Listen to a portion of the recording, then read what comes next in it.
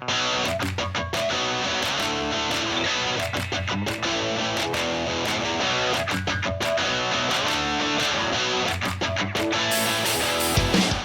listening to The Talent Sync, a collaborative podcast production about anything and everything recruiting and hiring.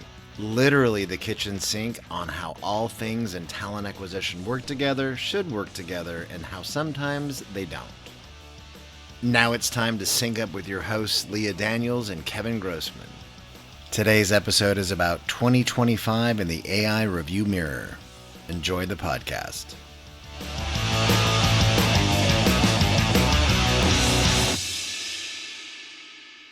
Leah, it is the most wonderful time of the year. Welcome. So good to see you again. We are at the end, nearly the end of the countdown is on. The 2025. I don't even know what to call 2025. I mean, there were good. There were still some good things, yes, but it's the year that happened. I mean, my God, I just, it seems like every year since the pandemic has been wildly dramatic on many different fronts, right? And not just politically either. I mean, just in our world of work too, in recruiting and hiring. Yep. And so I think for this particular episode, what we talked about before is that let's just talk about 2025 and things that we saw and reviewed and things that we've talked about too in a lot of our previous shows from earlier this year, but then and what that all means.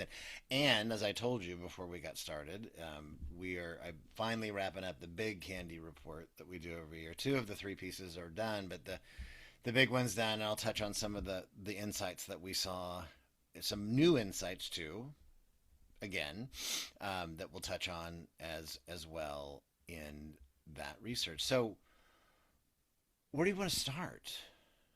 I mean, the 2025 feels like 5 years that happened in one. Like, that's true, actually. Yeah. Doesn't it? It feels like it. So why do you say that, especially as it relates to our world of recruiting and hiring and tech and et cetera? So, well, like, just take your brain back. January. Yep. Unemployment was at 4%. Yep. Which is still very low, just ticked up a little bit from where the low point. People were still hiring. Now? Is it 4 points? So we're at 4.6. Well, I know if some people would say if you believe the numbers, okay, fine, but 4.6. Whatever. All I can do is what the numbers are right now. I know. Let's go with that. And so we're at 4.6. So unemployment has ticked up, non-trivially.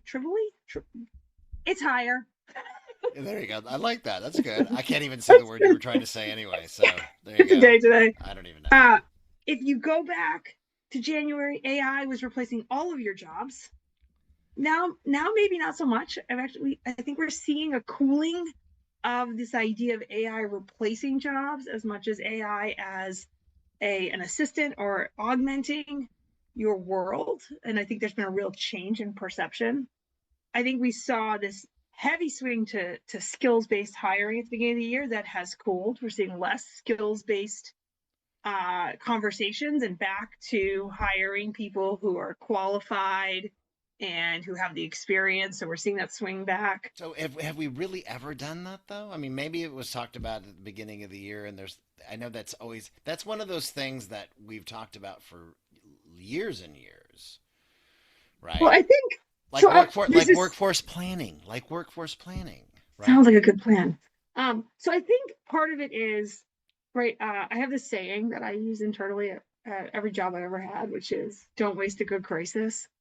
And one of the things that I think the skills-based companies, that vendors were able to capitalize on, was that we hit our peak of employable people in 2024. And so from 2024 on, we are going to have a smaller and smaller population of people in which to employ because we have a lower birth rate and because we're not bringing in as many people from other countries. And so with that comes panic about how will we fill the roles we have with a smaller population in which to draw from. And so you capitalize on that with solutions that will help you with transferable skills. And I think that was really where skills-based hiring, the hype came from. But add in AI, which is not part of the plan on that, which Right. is now saying each person can be more productive. Maybe we don't need as many people doing the work. And I think that that cooled off. That storyline has sort of fizzled a bit as companies have recognized that maybe that isn't what we need so much as we just need to hire really great culture fit. And I say culture fit meaning that they understand that the business and they understand the space and they understand how the business thinks and works and moves, and have skills fit and have experience fit. And that experience fit is the one I think that most companies still rely on. Yeah, though I agree with that too. I know that, I mean, there's still a whole bunch of manufacturing jobs that still aren't being filled in this particular countries as well, and Well, and that's going to get worse, it's right? gonna get Because worse. Yeah.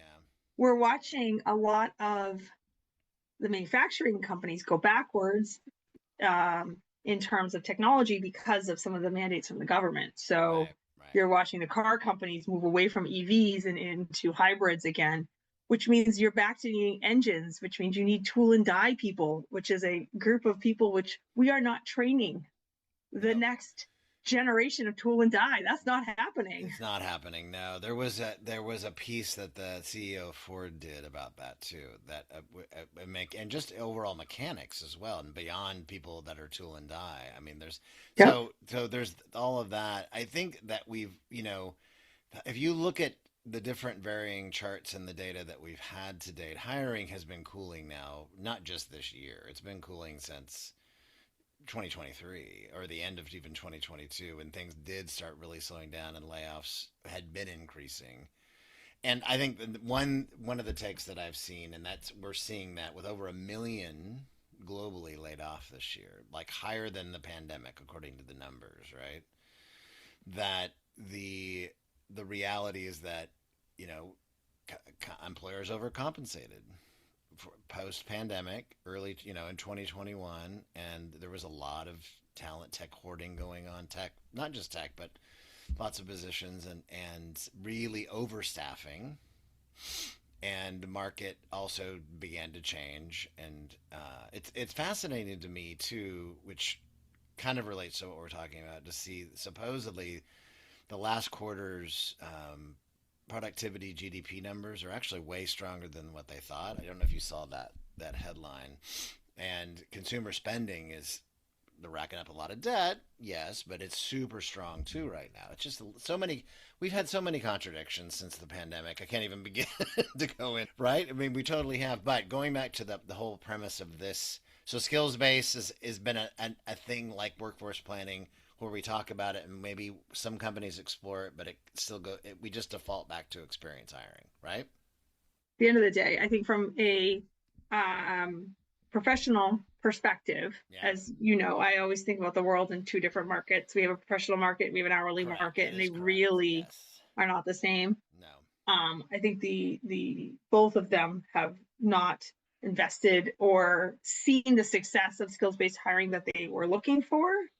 And now with some of these companies, they have invested in technology that they're somewhat committed to that really starts from that perspective. So it'll be interesting to see what they end up doing with these investments. These are 3, 5, 7 year investments in technology to help them with skills based hiring.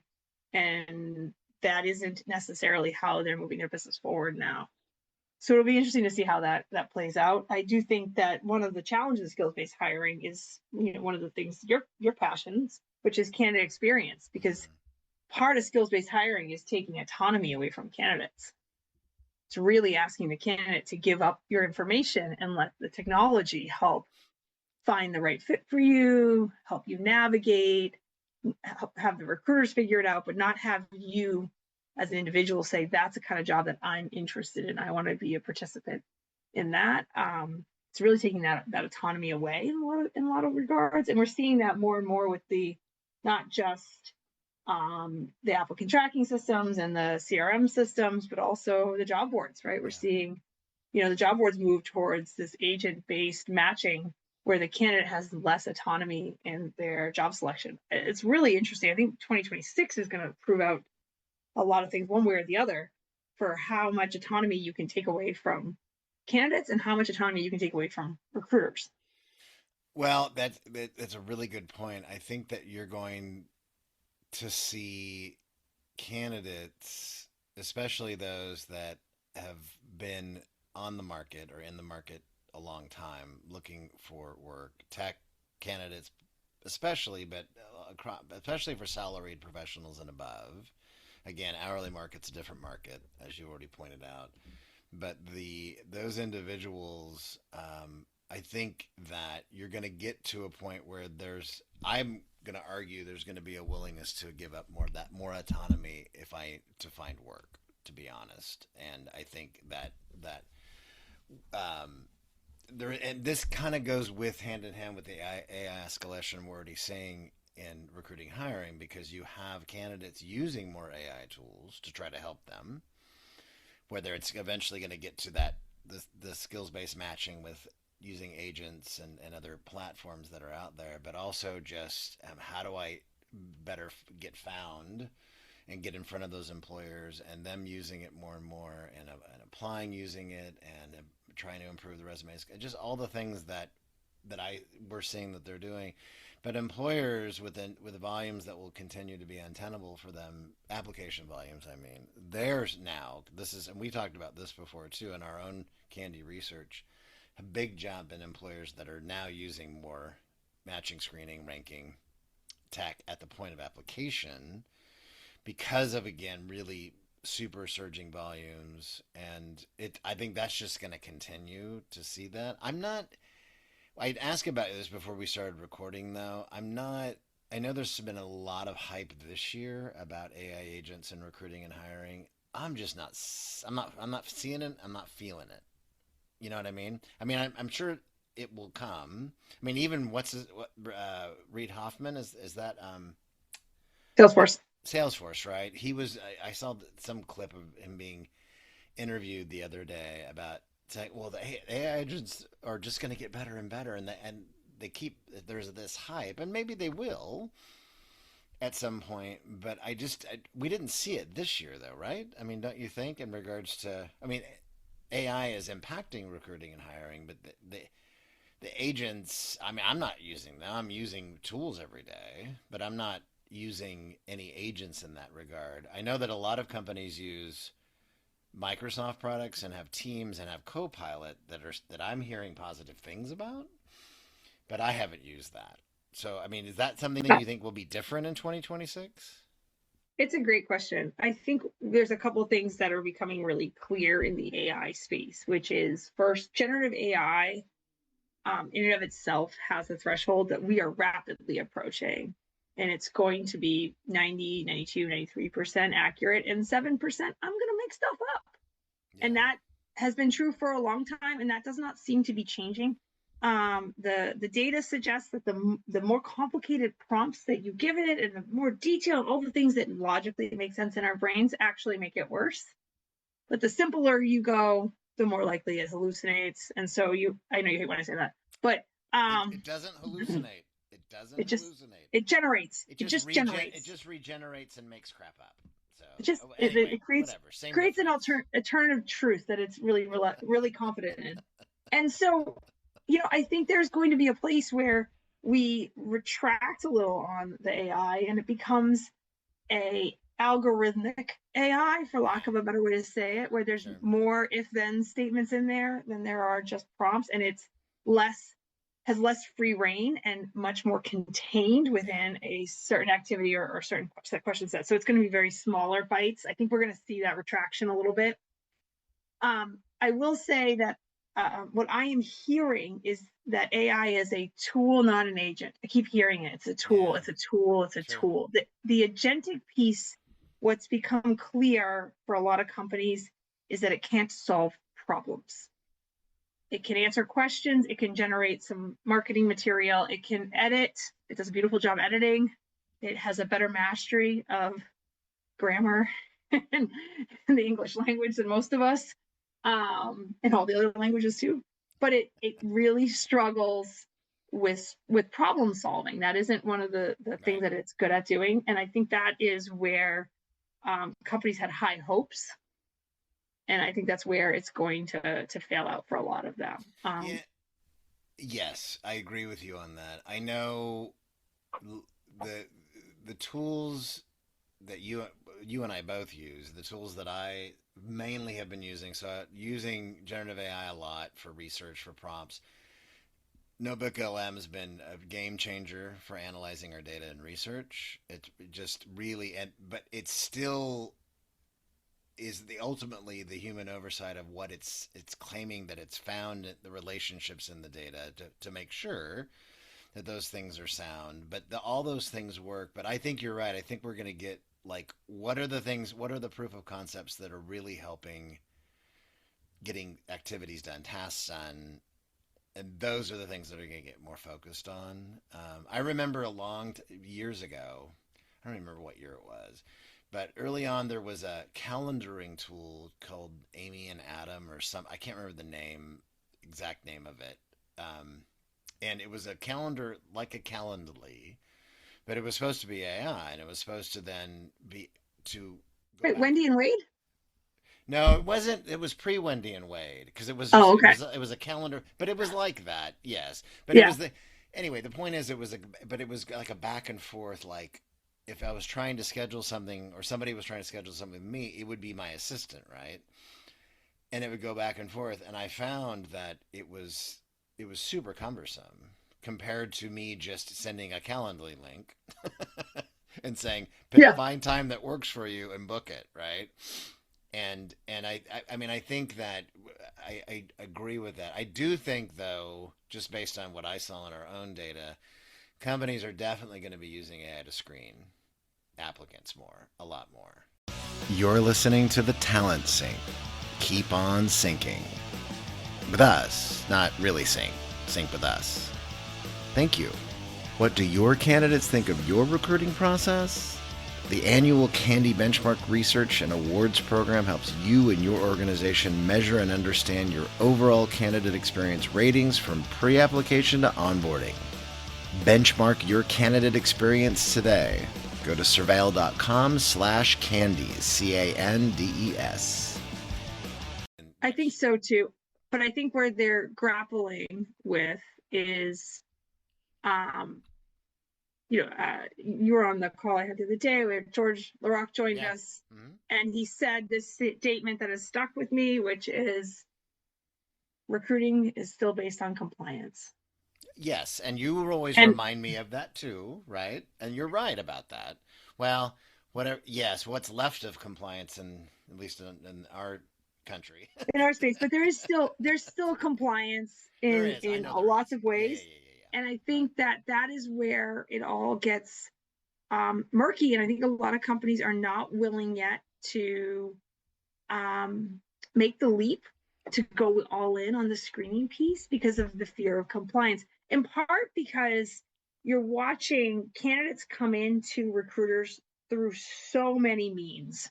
They come in through a job board, they come into your career site, they come in through your friend George over here that lives next door to you that doesn't even work with you, and they just hands you a guy's resume and like, now it's in a piece of paper, call them, right? There's so many ways in which you acquire talent, and they don't all follow the same rules. And so while you can get them to fill the application out and they're okay with that part of the process, if you find a great candidate through an alternative means that isn't your career site or a job board, I think getting them to then go through the AI screening for compliance reasons gets really tricky.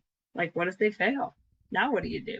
Right? Like, I think companies are a little afraid of the edge cases, and I understand why, right?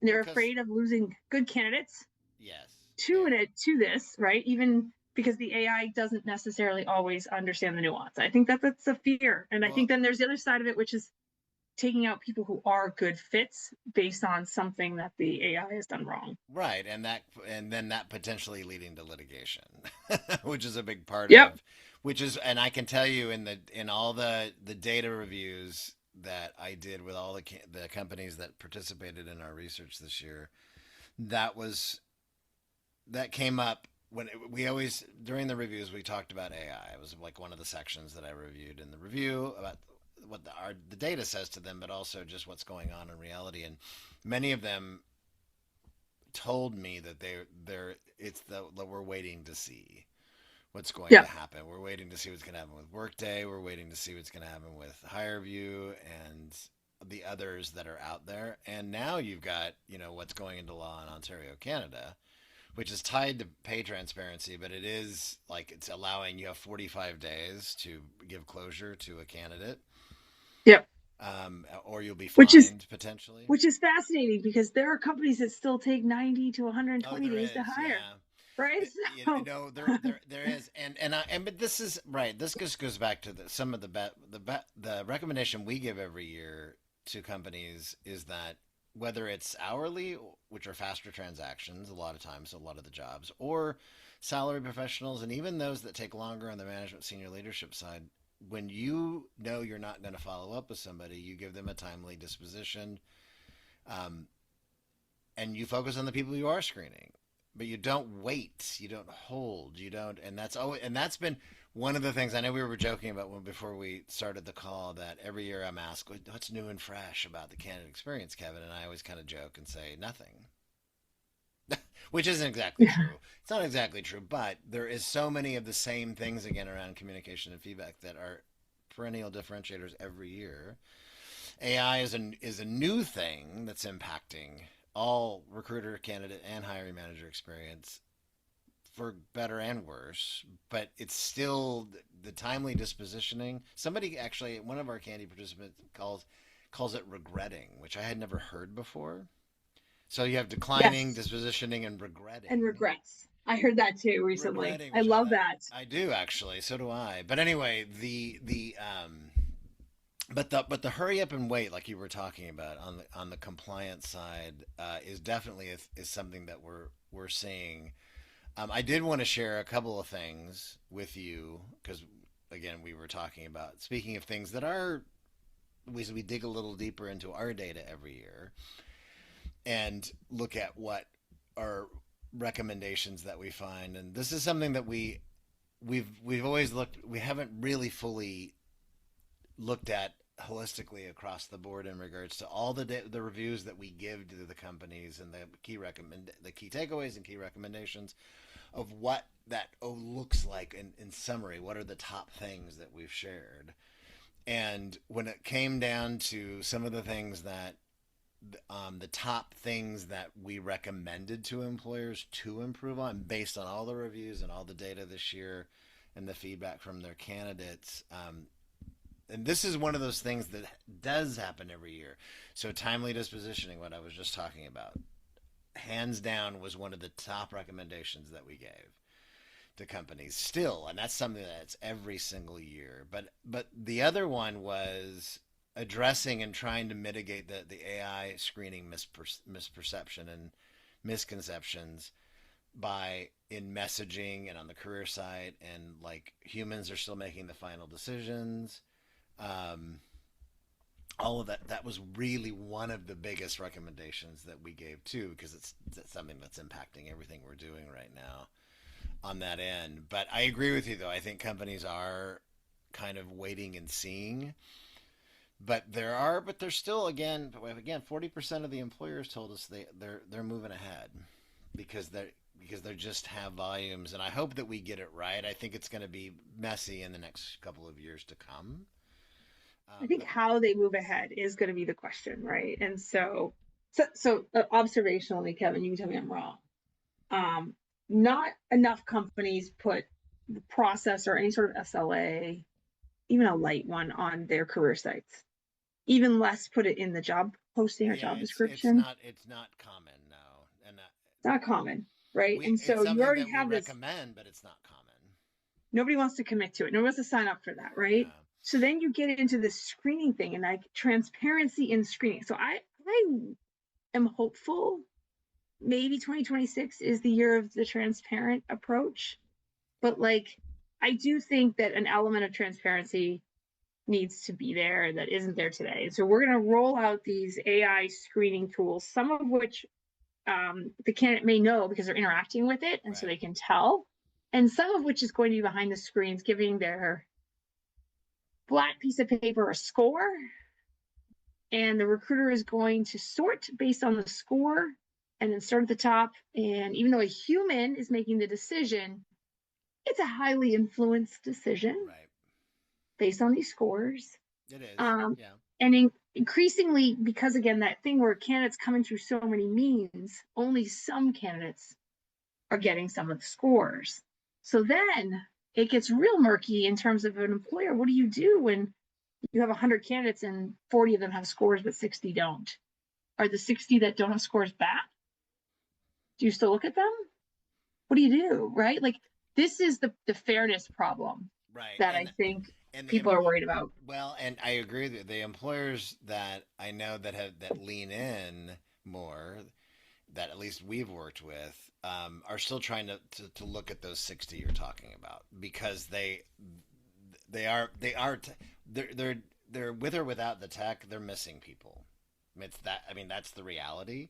You take the Yeah. serial players out, which is mucking up the works, because you're getting a much higher incidence of those. And we've talked about this before too. You've got, North Korea trying to infiltrate organizations. It's like a Right. Tom Clancy It's so novel. weird. It's still crazy. But you take all those out, there are still the tech is not going to catch everybody right now, and you got to constantly work with the data and train it. And then the humans are still having to review. But there's a lot of people, and this is what the concern is that because hiring has slowed as dramatically as it has, and maybe it's more replacement market than even net new, right? For a lot of mid-sized to global enterprise, but they are going to. There's a lot of people who want and or need a job that are just not going to get seen, unfortunately. I don't know what a lot means, but I'm hoping that 2026 is the year that we start. If we're going to use the tech, we really work with our vendors and managing and training of the data and the matching and human oversight and review to get that to work right, because it's going to go in that direction whether we burn it all down or not, right, Leah? It's going to go in that direction, period. I think I think there is a form of AI search match screen that is coming. Yeah. The question is where, for me. Is it coming from your HRIS system? Is SAP and Oracle and Workday going to produce it? Is it coming from the consumer side? So is it coming from Google, any search engines you might interact with?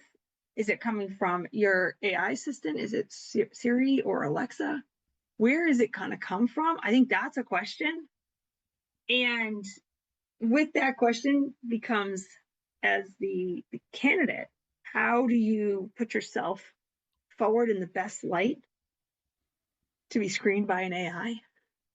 Right. And I think that's real, right? I think candidates are going to interact with an AI. I don't know on what side of the equation. Is it going to happen before they discover the jobs, or is it going to be after they discover the job that it happens? But I think it's happening, and I think that's going to be.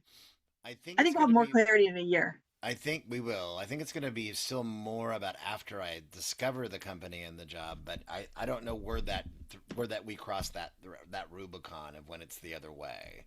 It may start happening more in the next year, but you're right, because there is no. I mean, yes, I mean Workday bot, Smart Recruiters, no SAP bots. Sorry, Smart, Yes.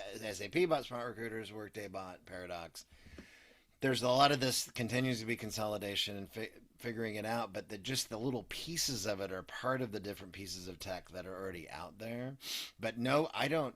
But you know, don't just. I mean, everybody. Google keeps coming and going from the kind of the Yeah, workspace. but I think jobs are going to not be a workspace. I think they're just going to be a consumer space. I think that's where we're headed. And Google right now is the clear It is. leader, Yeah. right? They overtook OpenAI. I think OpenAI is going to struggle to fight back against Google, the behemoth that it Yeah. is. And I think that's where, jobs aren't going to be jobs anymore. They're just going to be consumerism. It's just shopping like everything else. Yeah. Yeah. It's just a high value shopping experience. But would you argue that that's going to be the case, whether it's an hourly trade jobs to salary professional jobs to management and senior leadership? Is it going to be across the board? That means executive search is gonna get consumed at some point too, I right? mean, think about it, right? Like, you're going to go buy a car. It doesn't Right. matter if you're going to go buy uh, uh, a Hyundai or a Lexus or an Aston Martin, right? Because that what that uh, that destination you are headed towards has more to do with where you're starting from, Yeah. right? I'm not buying an Aston Martin, everybody. Uh, like my destination is where I'm starting. It's not going to be there. And so, if you're a candidate, if you're going to be finding an hourly position, a $70,000 a year position, or $150,000 Yeah. position, it's still meaningfully the same as a person buying a high value ticket for Sure. themselves, right? That relationship between you and the outcome are sort of the same. So I don't think it's going to matter. I think it is going to get flattened. I just think the only reason why I would argue that exec search stays intact is for a very different reason, which is a company's desire to put space between themselves Mm. and the outcome of their hire, Sure. right? Like I don't want to hire a chief legal officer because my 25-year-old recruiter found them. I That's don't know. fair. I kind of Yeah. like the idea of having a little liability Sure. Sure. shared here with someone else. Sure. No, that's a really good point. But I do think out of that, but I think it does seem like Google's the most poised to go to that consumer front, though, right? I mean, with everything they've done in search and the Yeah. in and out of the job space that they've tried in over the past even 5 to 10 years. I mean, nobody else. The consumerism is there in the other big tech and Apple and Meta and Microsoft, but I just don't see it in the big picture of except for potentially Google. And I don't know. I mean, unless um, Workday's been buying up a lot of things, right? SAP's been around for a long time, even Oracle, because I've heard more companies. It's not just Workday companies moving to. Oracle's making a big sales push too to get them on board and use their Fusion Yep. products, etc. But I don't. I'm just not sure what they're how they're being poised because it seems like business as usual for their platform still, right? And it goes Yeah. I back think, to how companies are hiring for experience, and well, and it's I think part of it too is that Workday, SAP, and Oracle, not one of them are an ATS slash recruiting company. yeah, They of are a course, of every course, one of them is a financial company right? I know, first, yeah, yeah, and they've built an ATS as the capture system of downstream financial and reporting data, yeah, right? sure, Like, and so I don't think your candidate experience is going to get much better on those fronts because they're just not optimized for that. It's not yeah, why they're built. It's not why they're there. But I correct, do think that the choices that we see these three companies make in the next 24 months will be interesting. Where Workday has sort of embraced this idea, newer embrace, but embrace this idea of we can't be everything to everybody. So, like, people who do things better than us, we should play ball and we should integrate and yeah, support those solutions. Where the other two are still a little bit more like, hey, you can pay to play, or no, thank you, we're good. Um, and so I think that there is an element there of, will recruiting finally become strategic? I don't know. I hope so. But it isn't yet. It still isn't. And you know this because no, the that's right, talent leaders are still not invited to the table. They are still given goals and things they need to accomplish while being tied to the floor with their technology stack that they didn't pick, with right, goals they didn't necessarily get a voice at the table on, right, right, right, right, right, and yeah, compliance that they have nothing to do with. They just have to do, right. And so yeah, you yeah, end up in this place as a talent leader where three of your four limbs are tied down, and you're trying to change the world, because I think most talent leaders do believe in what they're doing and that they're there to help and hire and really move people's careers forward. And I think that I don't think 2026 is going to change that. I don't think there's going to no, be big change in that. I don't either, and I But before we wrap, though, because I don't want to end on that, because it's kind of like feels like it just feels like we're just like, okay, 2026 is gonna we're heading into the blase same AI hype zone that we've been in. But and by the way, I have to just hate to pile on this. I don't think, except for the companies, even the companies we don't work with, there are out there that are leaning in to try to make it a better experience overall, even if three of their four limbs are tied, right, as you just referenced. um, I think that with the market the market that it's been, candidate resentment's only going to continue to grow in the next year. I don't think it's gonna. I don't see it changing. But what is something that what is something that you feel, and I'm going to challenge myself as well, what's something that may be a bright spot that we see next year? I know I hate to be a soothsayer. I always hate to getting asked those questions, but what do you think? That's a great question. I think we are going to see some really interesting transformations in people's careers this year. And what I mean by that is I think a lot of everyone, not just talent people, but talent, the people you're hiring have not all have gotten on the bandwagon of how does AI become a tool to help you. There's a lot of resistance still. Yeah. I think this is the year in which there's mass adoption of AI as a tool that supports, not necessarily replaces, which that in of itself is going to force two things. One, people to learn something new, which is so good for people. And I think we're really bad at it. I think we don't like doing it as people. No, we're resistant. Biologically, we're resistant to change. So I mean, so I think we're going to see a lot of people learning new things. I'm very excited about that, actually. And I think that as an outcome will be that their jobs will all change. I do think not every, but many jobs we know today will look different in even a year, where what you can do and what you accomplish, what your A players look like in your org is going to look different. I'm fascinated to see how many people learn how to vibe code in 2026. Yeah, that's even if like you have no reason to, but like you should, because you might need it. Who knows, right? Right, that right. I think that there's going to be a lot of learning and people really adopting new skills because of that. That's my bright spot. I'm excited about that. No, I agree with you on that. The only thing that I'll add is that I do think we'll see some movement in I don't know how significantly in the consumerization of jobs. I think we'll see some movement next year in that regard, and it may be even a revisiting of skills based hiring in a different light. I don't know, but I mean, I know. Facebook Jobs is back, Kevin. Facebook Jobs has come back. No, it's back. Jobs. No, it came back. No, it happened. It already happened. Tell it to go away. I don't. No, it's here. We have it. It's coming.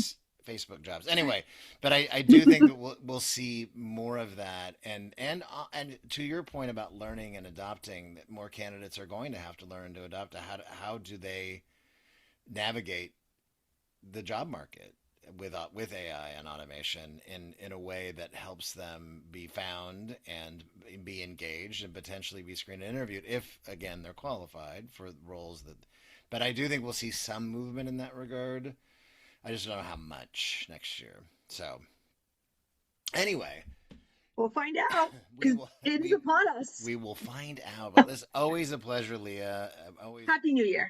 Happy New Year, all that good stuff. And I just always learn tremendous amounts from our talks. And hopefully you out there listening as well. And we appreciate you staying synced. Staying synced. See, I did that last time too. Yeah, I like that. Staying synced with the Talent Sync. And we appreciate you listening in. And Happy New Year, Leah. And we'll talk again soon.